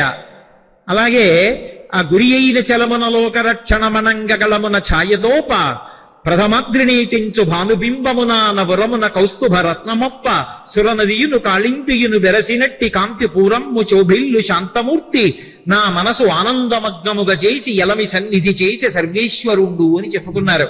హరిహరమూర్తిగా ఒకే పరమాత్మ కంఠంలో నల్లని మచ్చతో పరమశివుడిగా, పైన చంద్రరేఖతో, వక్షస్థలంలో కౌస్తుభంతో, నాభి దగ్గర నుంచి వచ్చినటువంటి కమలంలో ఆడుకుంటున్న బ్రహ్మగారితో, గంగానది తెల్లగా యమున నల్లగా కలిసి వచ్చి నా ముందు ప్రవహించినట్టుగా, సురనదియును కాళిందియును బెరసినట్టి కాంతి పూరంబు శోభిల్లు శాంతమూర్తి, శాంతమూర్తి అయినటువంటి పరమేశ్వరుడు శివ కేశవుల సమాహార స్వరూపుడై హరిహర స్వరూపమై నా కన్నుల ఎదుట కనిపించాడు అని చెప్పుకున్నారు తిక్కన గారు. కాబట్టి ఉన్నది ఒకే పరమాత్మ తత్వము, అది తప్ప ఇంకొకటి లేదు. ఉన్నదా ఒక్క వస్తువే అన్నదాన్న అద్వితీయమైనటువంటి అద్వైతానుభూతి యందు నిలబెట్టగలిగినటువంటి పరమపావనమైన క్షేత్రము అదిగో ఆ చిదంబర క్షేత్రం. అటువంటి చిదంబర క్షేత్రంలో అమ్మవారు శివకామ సుందరి. ఆవిడ బయటికి వచ్చి పరిపాలన చేయదు. ఒక్కొక్క చోట ఒక్కొక్క విభవం పార్వతీ పరమేశ్వరులలో. మధురై వెడితే మీనాక్షి పరిపాలన చేస్తుంది, కంచిలో కామాక్షి పరిపాలన చేస్తుంది. చిదంబరంలో మాత్రం ఇంటి లోపల ఎక్కడో ఉంటుంది ఆవిడ. వంట చేస్తూ ఇంటికి వచ్చినటువంటి బిడ్డలకు అన్నం పెడుతూ భక్తుల్ని ఆదరిస్తూ భర్త గారి ఇంటికి వచ్చేటప్పటికే గబగబా భోజనం పెట్టి తాంబూలం ఇచ్చి మిగిలినటువంటి పదార్థాన్ని తింటూ పరమ పాతివ్రత్యంతో కూడుకున్న ఇల్లాలిగా ఇంటి లోపల ఉంటుంది తప్ప బయట పరిపాలన చేయదు.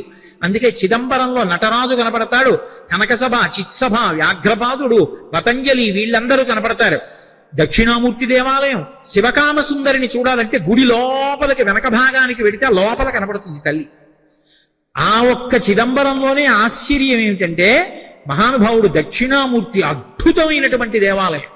మౌనవ్యాఖ్యా ప్రకటిత పరబ్రహ్మతత్వం యువానం వర్షిష్టాంతే వసదృషిగణైరవృతం బ్రహ్మనిష్టై ఆచార్యేంద్రం కరకలిత చిన్ముద్రమానంద రూపం స్వాత్మారామం ముదితవదనం దక్షిణామూర్తి మీదే.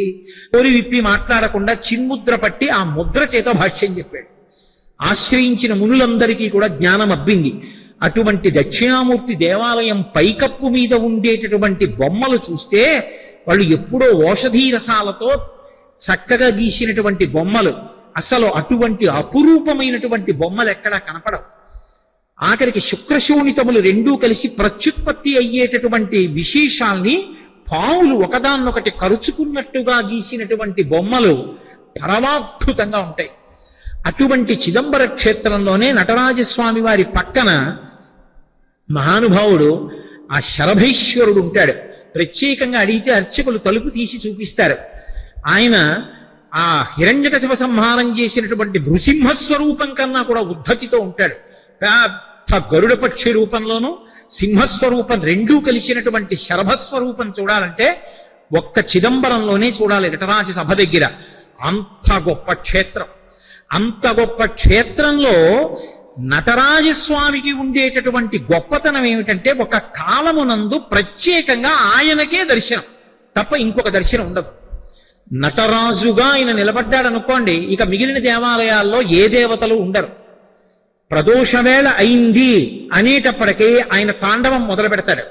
జటాటవీగల జల ప్రవాహ పావిత స్థలే గళేవలంబ్యలంబితం భుజంగతుంగమాలికాం ఢమఢమఢమఢమన్ నినాదమడ్డవర్వయం చకార చండ తాండవం తనోతు శివ శివం జటాకటాహ సంభ్రమ భ్రమన్ విలింప నిర్ఝరీ విలోల వీచి వల్లరీ విరాజమానముద్ధని ధగద్ధగద్ధగద్ధగజ్జల జలల్లలాట పట్టపావకే కిశోర చంద్రశేఖరీ రతి ప్రతిక్షణం మమ అగర్వ సర్వమంగళా కళాకదంబ మంజరీరస ప్రవాహ మాధురీ విజృంభణా మధువ్రతం స్వరాంతకం పురాంతకం భవాంతకం మఖాంతకం గజాంధకాంతకాంతకం తమంతకంతకం భజేని ఆయన తాండవం చేస్తుంటే సమస్త దేవతలు వెళ్లి వాద్య పరికరములను మోగిస్తుంటారు.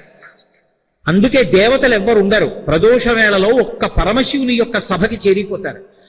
పరమశివుని యొక్క సభకి చేరిపోయినప్పుడు అందరూ కూడా ఏదో ఒక వాద్యాన్ని మ్రోగించి ఆయన తాండవానికి సహకరిస్తారు. ఏమీ చేయకుండా నిలబడేది ఇద్దరే ఉంటారు. ఒకడు వ్యాఘ్రపాదుడు, ఒకడు పతంజలి. పతంజలి కిందంతా పాము రూపం, పైన మనుష్య రూపం. వ్యాఘ్రపాదుడు కిందంతా పెద్దపలి రూపం, పైన మనుష్యుని యొక్క తలకై. అంటే పరమశివుని యొక్క సన్నిధానంలో క్రౌర్యానికి మారుపేరైనటువంటి పెద్ద పులి, పాము కూడా పరమ ప్రశాంతతతో అలా చూస్తుంటాయి తప్ప తమ యొక్క వ్యగ్రతని వ్యక్తం చెయ్యవు. అన్ని ప్రాణులు ఆయన దగ్గరికి వెళ్ళేటప్పటికీ అంత శాంతిని పొందేస్తాయి అనడానికి వ్యాఘ్రపాదుడు, పతంజలి ఒక ఉదాహరణ. కాదు, అసలు చిదంబరంలో వ్యాఘ్రపాదుడి కోసమే ఆనంద తాండవం చేస్తుంటట. ఆయన ఒక్కొక్క చోట చేసే తాండవానికి ఒక్కొక్క పేరు. చిదంబరంలో చేసే తాండవానికి ఆనంద తాండవం అని పేరు. అటువంటి మహానుభావుడు అటువంటి దక్షిణామూర్తి రూపంగా మౌనంగా ఉంటాడు. చిదంబరంలో ఎంత ప్రఖ్యాతితో ఉన్న శివలింగాన్ని చూశానో మళ్ళీ ఇక్కడ భిక్షీశ్వర స్వరూపంలో భిక్షీశ్వరుడిగా ఉన్న దేవాలయంలో దక్షిణామూర్తి శివలింగాన్ని ఇవాళ దర్శనం చేసి అంత పరవశాన్ని పొందాను నేను. కాబట్టి చిదంబర క్షేత్రం అంత వైభవమైనటువంటి క్షేత్రం. అక్కడ వ్యాఘ్రపాదుడు, అక్కడే మాణిక్యవాచకర్లని పరమశివుడు అనుగ్రహించాడు. మాణిక్యవాచకర్లు పెద్దవారైపోయి చిదంబర క్షేత్రానికి వెళ్ళిపోయి ప్రతిరోజు నటరాజస్వామి వారి దగ్గరికి వచ్చి పత్రికాలు పాడుతుండేవారు, స్తోత్రాలు చేస్తుండేవారు. ఒకరోజు మాణిక్యవాచకర్లు ఇంటికి వెళ్ళిపోయిన తరువాత పరమశివుడు ఆయన వెంట వెళ్ళాడు. ఏమోయ్, వృద్ధ బ్రాహ్మణ రూపంలో వెళ్ళి ఏవో చాలా స్తోత్రాలు చేశావు, పాటలు పాడావని విన్నాను, ఏది జ్ఞాపకం ఉంటే అన్నీ పాడు వింటానన్నాడు. అయ్యో, భగవంతుడి గురించి పాడడం అంటే, భగవంతుడి గురించి స్తోత్రాలు పలకడం అంటే అలసట అని తెల్లవారిపోతోంది ఆయన పాడుతూనే ఉన్నాడు. పరమశివుడు వృద్ధ బ్రాహ్మణ రూపంలో వెళ్ళి మాణిక్యవాచకర్లు చెప్పినటువంటి వాటన్నింటినీ కూడా తాళపత్ర గ్రంథాల మీద రాసి తెలతెలవారిపోతూ ఉండగా లోపలికి వెళ్లి చిదంబరంలో నటరాజస్వామి వారి సన్నిధానంలో గడప మీద తిరువాచకము అని పేరు పెట్టి ఆ పుస్తకాన్ని అక్కడ పెట్టి వెళ్ళిపోయి నటరాజస్వామి వారి యొక్క అధికారం ముద్ర వేశాడు దాని మీద. అర్చకులు సుప్రభాతం పాడడానికి వచ్చి గడప మీద చూశారు, తిరువాచకం పుస్తకం కనబడింది. తిరువాచకం పుస్తకం ఇంట్లో ఉంటే చాలు. ఈ మధ్య దాన్ని ఆంధ్రీకరించారు కూడా. ఆ పుస్తకంలో ఉపోద్ఘాతం రాశాడు. ఇంతటి మహానుభావుడు, ఈయన మాటలు మాణిక్యాలు. మళ్ళీ ఈయన మాటలు వ్రాసి ఉండకపోతే భవిష్యత్ తరాలకు అందవు. అందుకే చిదంబర క్షేత్రానికి అధినాథుడైన ఆకాశలింగ స్వరూపుడైనటువంటి నేనే రాత్రంతా మాణిక్యవాచకర్ల చేత పాడించి ఆయన పాటలు పాడితే ఆ పాటలతో కూడుకున్నటువంటి గ్రంథాన్ని రాసి తీసుకొచ్చి ఇక్కడ పెట్టాను, దీనికి తిరువాచకం అని పేరు పెట్టానన్నాడు. గబగబా వెళ్ళి మాణిక్యవాచకర్లను తీసుకొచ్చారు. అయ్యా, రాత్రి వీరు పాట పాడారట, శివుడు విన్నట్ట, పుస్తకం రాశాట, రెండని. ఏమిటి దీని భావం అన్నారు. చెబుతాను రెండని తిన్నగా వెళ్ళి నటరాజస్వామి దగ్గరికి తీసుకెళ్లి నిలబడి ఇదే దీని భావం అని నటరాజుని చూపించాడు. ఆయన ఇలా చూపిస్తున్నాడు. మాణిక్యవాచకర్లలో ఉన్నటువంటి తేజస్సు పైకి లేచి నటరాజస్వామి ఎందుకు కలిసిపోయింది. భక్త నందనార్ ఆ నటరాజస్వామిని దర్శనం చెయ్యాలని ఎంతో ప్రయాసపడి వచ్చి అక్కడ నిలబడితే ఆఖరికి ఆయన్ని అగ్నిలోకి తోసేస్తే అది పద్మాల మాలయ్యి ఆయన మెడలో పడితే బయటికి వచ్చి నటరాజస్వామిని ఆనందాశ్రువులతో స్తోత్రం చేస్తే నందనారులో ఉన్న తేజస్సు జ్యోతి రూపంలో చిదంబరంలో నటరాజస్వామిలో కలిసిపోయింది. ఎంతమంది భక్తుల్ని అనుగ్రహించినటువంటి క్షేత్రము చిదంబర క్షేత్రం. నరస్వరూపంలో వినాయకుడు ఉండేటటువంటి ఏకైక క్షేత్రం చిదంబరం. ఇన్ని ప్రత్యేకతలు సంతరించుకున్నటువంటి చిదంబర క్షేత్రంలో ఈ సమస్త భూతములు దేని నుంచి వచ్చాయో ఆ మూల కందమును అక్కడ చూడాలి. అది భౌతికంగా వస్తు రూపంలో చూడడం కుదరదు. మానసికంగా భావనా రూపంగా ఎవరు చూస్తారో వాడు తరించిపోయినట్టు. అందుకే ఆకాశాద్వాయు వాయోరగ్ని అని ఈ సృష్టి జరిగినప్పుడు మొట్టమొదట ఆకాశం, ఆకాశంలోంచి అగ్ని, అగ్నిలోంచి నీరు, నీటిలోంచి పృథివీ, ఇలా వరుసగా ఒక్కొక్క భూతం ఏర్పడి ఈ సమస్త బ్రహ్మాండములుగా విస్తరించింది. దీనికి అంతటికీ ఆధారభూతము ఆకాశము. ఆకాశము చెక్కు చెదరదు. అందుకే ఆకాశమునందు మార్పు ఉండదు. మార్పు లేనిదేదో అదే పరమేశ్వరుడు. జగత్తంతా కూడా మారిపోతుంది. షడ్వికారములతో ఉంటే జగత్, షడ్వికారములు లేకుండా ఏ మార్పు లేకపోతే ఈశ్వరుడు. జగత్ అని దేని పిలుస్తారంటే జాయితే గచ్చతే, ఇది జగత్, వచ్చి వెళ్ళిపోతుంది. అందుకే 6 వికారములతో ఉంటుంది. అంతకుముందు లేదు. పుట్టినది, పుట్టినది, ఉన్నది, అసలు బతికి ఉండాలి కదా. ఉన్నది, పెరిగినది, పెరిగినది మార్పు చెందినది, మార్పు చెందినది తరిగినది, తరిగినది నశించినది. ఓ కొబ్బరి చెట్టు అంతకు ముందు లేదు, పుట్టింది. ఆ పిలక పైకి వచ్చింది, ఉంది, ఏ పశువులు తినేయలేదు, ఎవరు తొక్కేయలేదు. పుట్టినది, ఉన్నది, పెరిగినది, పెరిగినది కొన్నాళ్ళ తర్వాత కన్నాలు పరిపోయి వంగిపోతుంది. మార్పు చెందినది, తరిగినది, క్షీణించిపోతుంది, విరిగి కింద పడిపోతుంది, నశించినది. 6 మార్పులతో శ్లోకం అంతా వెళ్ళిపోతుంది. ఏ మార్పు లేకుండా ఉండేది ఏదంటే ఆకాశం ఒక్కటే. ఆకాశానికి మార్పు ఉండదు, అది ఆధారభూతమై అలాగే ఉండిపోతుంది. అందుకే ఖ అంటే సంస్కృతంలో ఆకాశం. ఇక్కడ పరమాత్మ అలాగే ఉంటాడు. సు ఆకాశం బాగుందంటాడు ఒక్కొక్క రోజున. అబ్బా ఏమండి ఎంత తప్పించిపోయామండి, రోహిణీ కార్తీ ఎండలు 50 డిగ్రీలు కూడా వచ్చేసింది కదండి మంథనిలో. అబ్బా ఇవాళ వానబడి కాస్త ఆకాశం నల్లగా మేఘావృతం అయితే ఎంత హాయిగా ఉందంటారు అంటాడు. ఆకాశంలో మార్పు లేదు. ఆకాశంలోకి నల్ల మబ్బులు వచ్చాయి, ఆకాశం అలాగే ఉంది. ఎండ కాసినప్పుడు అలాగే ఉంది, మబ్బులు వచ్చినప్పుడు అలాగే. మబ్బులు వచ్చి నీకు బాగుంటే సు, అప్పుడు ఖా నీకు సు బాగుంది, సుఖ. నీకు అది నచ్చలేదు, దుఃఖ. ఖా అలాగే ఉంది. నీకు నచ్చితే సుఖ, నీకు నచ్చకపోతే దుఃఖ. భావనలు, మనసు, ద్వంద్వములు నీవి, ఏవీ లేనివాడు వాడు. వృషద్విచిత్రతల్పయో భుజంగముక్తికస్రజో గరిష్టరత్నలుష్టయో సుహృద్విపక్షపక్షయో తృణారవిందచక్షయో ప్రజామహీ మహేంద్రయో సమప్రవర్తయన్ మనః కదా సదాశివం భజి. ఆయన ఎప్పుడూ ఒకలాగే ఉంటాడు. ఆయనలో ఏ మార్పు ఉండదు. ఏ మార్పు ఉండనది ఖ. ఆ ఖ ఆకాశం. అందుకని ఆ ఆకాశ స్వరూపుడై అంతటా ఉండేవాడు. ఏ వికారములు ఉండవు కాబట్టి నిత్యయవ్వనుడు. నిత్యయవ్వనుడు అని ఎలా అంటాం? నేనున్నాను అనుకోండి, నేను నిత్యయవ్వనుడు ఏం గాను. ఒకప్పుడు నేను 26 ఏళ్ల వయసులో ఉన్నాను, ఇప్పుడు ఈ శరీరానికి 26 ఏళ్ళు కాదు 54 ఏళ్ళు. అంటే దీనికి వృద్ధాప్యం వచ్చేసింది అనొచ్చేమో. కాబట్టి ఇది ఎప్పుడూ యవ్వనంలో ఉండదు. శివుడు ఎప్పుడూ నిత్య యవ్వనంలో ఉంటాడు, యువకుడు ఆయన. అందుకే ఆయన గురించి చెప్తూ చిత్రం వటతరోర్మూలే వృద్ధా శిష్యా గురుర్వివాహ గురోస్తు మౌనం వ్యాఖ్యానం శిష్యాస్తు చిన్న సంశయా. అమ్మవారు నిత్యయవ్వన మదశాలిని, ఆవిడ నిత్యయవ్వనంలో ఉంటుంది. ఆయన ఎప్పుడు యవ్వనంలో ఉంటాడు. అంటే వాడికి ముసలితనం రాదా? అంటే మనం ముసలాళ్ళం ఎందుకైపోతున్నాం అంటే కాలమునకు లొంగిపోతున్నాం. ఆయన కాలమునకు లొంగడు, కాలం ఆయనకు లొంగుతుంది. అందుకని కాలాతీతుడు, కాలకాలుడు ఆయన. అందుకని పరమశివుడు శాశ్వతుడు, నిత్యుడు.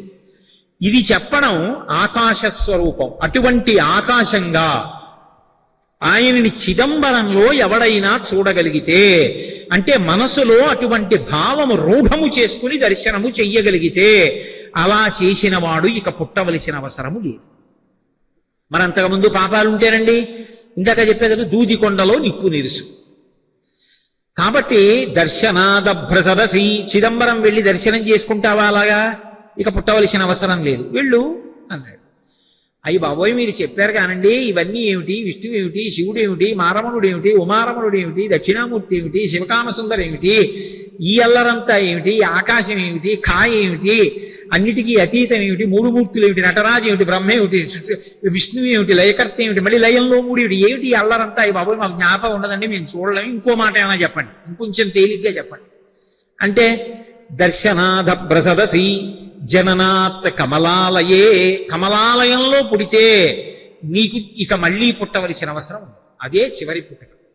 చివరి పుట్టుక అని గుర్తు ఏమిటంటే కమలాలయంలో పుడతావు. కమలాలయం అంటే తిరువారూరు, ద్రవిడ భాషలో అయితే తిరువారూరు అని పిలుస్తారు.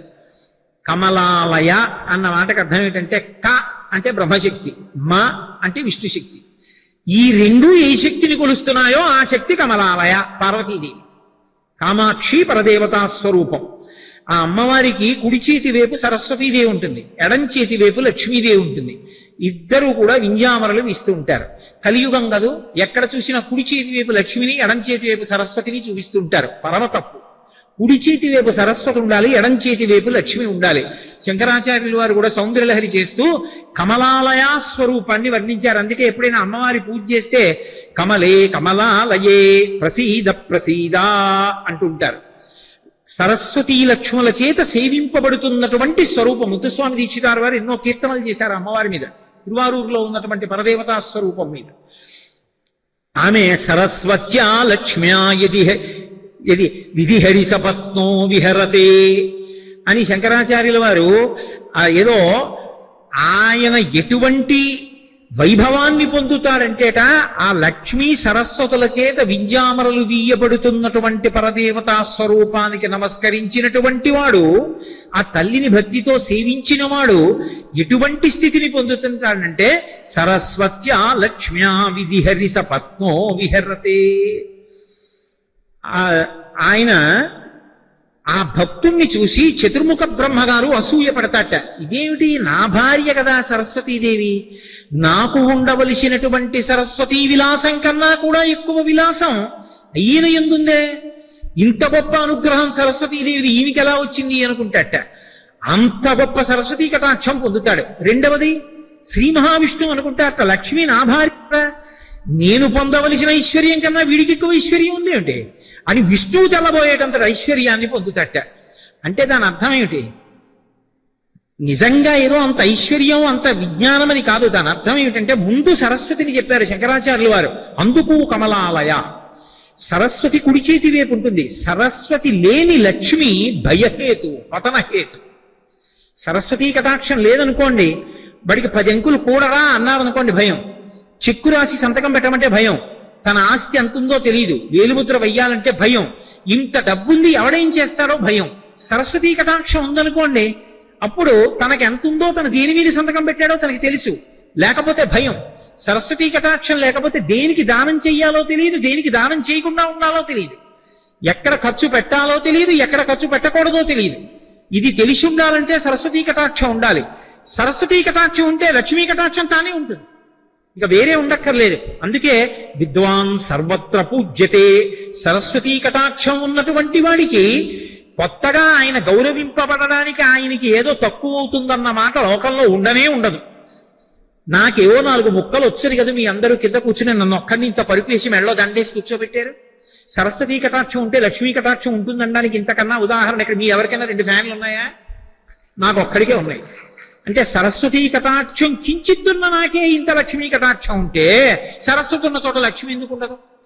సరస్వతి ఉండి లక్ష్మి ఉంటే భద్రత, సరస్వతి లేని లక్ష్మి భయహేతు. సరస్వత్యా లక్ష్మ్యా విధిహరి సపత్నో విహరతే రతేహ పాతివ్రత్యం శిథిలయతి రమ్యేన వపుషా.